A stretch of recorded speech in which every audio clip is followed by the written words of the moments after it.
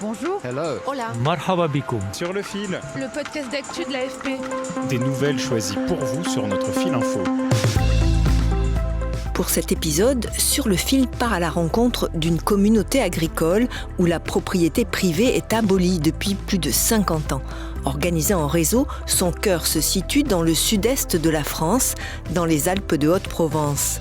La communauté agricole autogérée Longomaille, qui signifie « pourvu que ça dure » en occitan, a traversé les décennies sans jamais renoncer à ses règles. Pas de salariat, pas de division du travail et des décisions prises par consensus. Discrète, elle a fait récemment les gros titres après qu'un de ses membres a tué des chiens de chasseurs entrés sur les terres de la communauté. Ce fait divers a piqué notre curiosité. Comment cette communauté, fondée dans le sillage de mai 68, a-t-elle perduré ? Je vous propose une visite de l'un de ces hameaux, Trénas, à 900 mètres d'altitude à flanc de montagne en Ardèche, dans les pas de mes collègues Marine Laouché et Marine L'Esprit. Nous avons aussi parlé de Longomaille avec un spécialiste des lieux autogérés, le sociologue et chercheur à l'université de Caen, Maxime Cordelier. Sur le fil.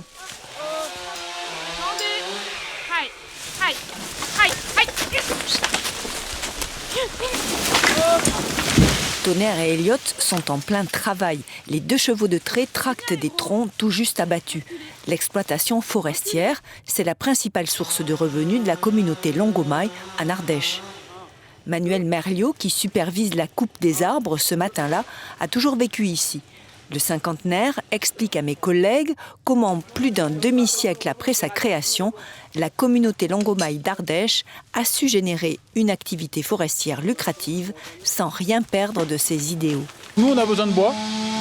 Des gens ont besoin de bois, ils construisent, ils se chauffent, voilà. La forêt peut apporter une réponse, mais en aucun cas, ça doit être un puits sans fond. Nous, on ne veut pas prendre ça comme une ressource minière, plutôt aller chercher les bois qui nous paraissent les moins intéressants, un peu cassés. Du coup, notre démarche, elle est devenue très politique parce que c'est économique, c'est viable. Nous, on en vit facilement, je tiens bien à le dire. Donc pour ça, nous, on a une scierie, on transforme le bois, on fait des poutres, des planches qui sont vendues à des charpentiers. Donc on a une plus-value très importante sur chaque bois qui est prélevé en forêt. L'entreprise forestière dégage de 150 à 200 000 euros par an et permet de faire vivre une vingtaine de personnes. Le père de Manuel Merliot, un anarchiste, a fondé la communauté avant de faire un braquage de banque, de tuer 3 personnes et de disparaître. La communauté a d'ailleurs condamné les actes de son fondateur, dont ni elle ni Manuel n'a plus jamais eu de nouvelles. Ici, pas de hiérarchie, pas de salariat, pas de propriété individuelle. Comme Manuel, d'autres enfants sont nés ici. C'est le cas de Charlie Baumann, âgé de 25 ans. Pour faire son apprentissage de menuiserie, le jeune homme est parti 2 ans se frotter à l'autre vie, une expérience pas très agréable selon lui. Il y a le salariat, que ça c'est la première fois que je vivais, ce qui me convient pas du tout. Plus les ordres ou obéir à quelqu'un, c'est un peu difficile. Après, maintenant, comment je vis, c'est moi si j'ai envie de me lever à 9h, je me lève à 9h. Si j'ai envie de me lever plus tôt ou plus tard, c'est moi qui décide. Si je veux partir, je fais un mois un chantier. Après, je peux partir un mois si j'ai envie. Voilà, il y a aussi ça, plus de liberté, quoi, j'ai l'impression. La pratique de la démocratie directe, le respect de chaque individu, c'est ce qui continue d'animer les habitants de Longomaille, selon le sociologue Maxime Cordelier.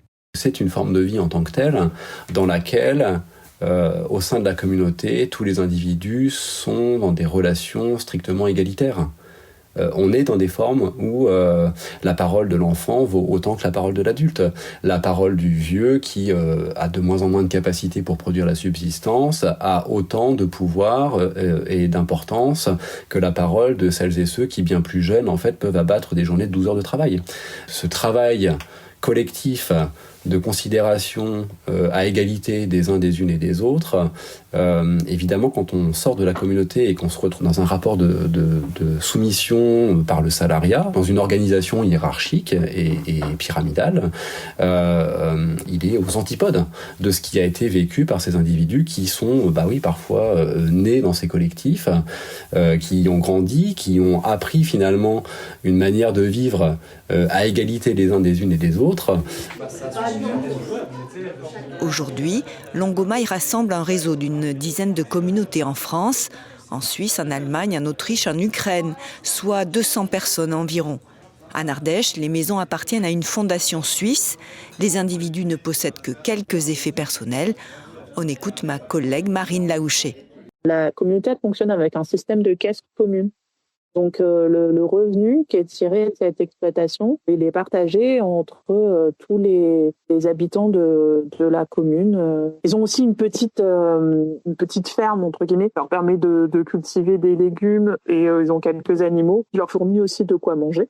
De ce qu'ils nous expliquaient, ils vivent correctement et modestes quand on arrive chez eux, mais voilà, ils estiment vivre bien. Selon le Monde diplomatique, qui leur a consacré un long article en 2023, les communautés de Longomaille vivent aussi de dons de sympathisants. Sans compter l'élevage, les gîtes ruraux ou l'artisanat qui complètent le tableau. La communauté de Trénas a rejoint le réseau Longomaille à la fin des années 1980. Les repas sont préparés et pris en commun. Il n'y a pas de poste de travail défini. Chacun fait selon les besoins et ses envies. C'est ce qu'apprécie Sandra Bellache, quarantenaire et mère de famille. Depuis que je suis là, je pense que j'ai au moins 3 ou 4 domaines de compétences différents. Je fais pas tous les jours la même chose.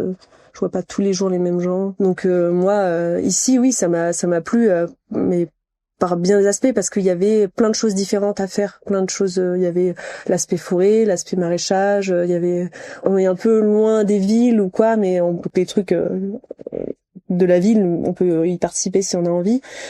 Je trouvais que le cadre pour élever ses enfants, c'était bien. Il y a une liberté ici que on trouve plus partout, en fait. On peut laisser nos enfants courir dehors tranquille. Puis voilà, c'est ça, c'est de pouvoir faire plein de choses, continuer à apprendre. J'apprends encore tous les jours à faire des choses ici, alors que dans une autre vie, c'est quand même souvent, tu commences un truc et puis voilà, tu restes demain. Loin de vivre en autarcie, le hameau accueille entre 30 et 50 stagiaires par an qui viennent apprendre la coupe et le débardage à cheval. Ici, comme au début, toutes les décisions sont prises au consensus. On essaie de faire des réunions une fois par semaine. Et quand il y a des questions à aborder, on en discute ensemble jusqu'à trouver une solution qui convienne à tout le monde, en gros. Ça se fait des fois tranquillement, des fois un peu plus agité, mais bon, comme dans une famille normale. Enfin, de ce que j'en sais. Attention au rebond, Pierre, attention au rebond. On l'a entendu au début de l'épisode, l'activité forestière se fait à l'ancienne avec des chevaux. Mais la technique des forestiers de Longomaille est très réfléchie. L'objectif est non seulement de prélever des arbres pour les transformer, mais en même temps de régénérer le massif forestier. On écoute Manuel Merliot. Ici, il y a des chênes qui sont de plus en plus fréquents, mais c'est quand même une naissance un peu rare ici. Et on choisit aujourd'hui de les mettre en avant systématiquement. C'est-à-dire de ne pas les enlever en tout cas, mais quand on peut, leur mettre un peu plus d'espace, en faisant attention qu'ils ne prennent pas de coups de soleil. Mais on essaye vraiment de garder beaucoup de bois mort vivant, debout, qui permet d'accueillir beaucoup de xylophages et de participer vraiment à la dynamique de la forêt, c'est très important. Il y a une sélection par rapport aux essences, tout simplement. Prendre là où les essences sont dominantes, préserver le maximum des essences dominées, et aussi beaucoup favoriser les arbres fruitiers. Il y a des pommiers ici, il y a des alisiers, des sorbiers, des merisiers, des châtaigniers. Donc favoriser ces arbres-là, qui vont eux faire venir beaucoup d'oiseaux, qui participent au ensemencement de la forêt. Au début des années 1970, on dénombrait près de 500 communautés similaires, mais peu ont survécu. Selon le sociologue Maxime Cordelier, Longomaille a survécu grâce à son expertise en agriculture durable. Et les rêveurs anarchistes du début sont devenus des professionnels respectés qui ouvrent des voies d'agriculture. Ils ont démontré que leur alternative était viable à petite échelle. Le retour à la terre, il est un petit peu différent. Là où il pouvait être perçu comme retrouver une forme de vie authentique, aux prises avec la nature, etc., etc. Aujourd'hui, il est peut-être plus pris comme une forme de recours à la terre. La question de l'effondrement de la biodiversité était assez peu documentée. Là, elle est très bien documentée. Et donc, évidemment, en fait, ces groupes se saisissent de ces questions-là aujourd'hui pour prolonger leur réflexion, leur manière d'agir contre toutes les formes de domination possibles.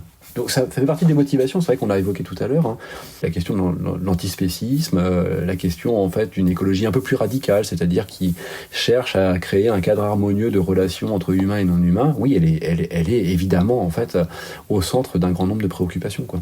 Selon le chercheur, le nombre de ces lieux alternatifs est de nouveau reparti à la hausse depuis les années 2000 en France.